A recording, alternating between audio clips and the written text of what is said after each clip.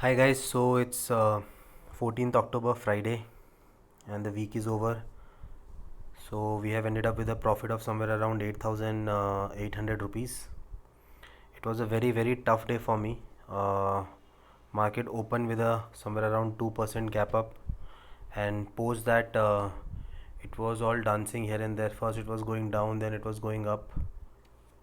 As you can see that it opened here with a huge gap up, it went down, it went up, and again it closed down.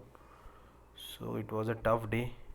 However, we were able to manage it and we ended up with a profit of somewhere around 8,786.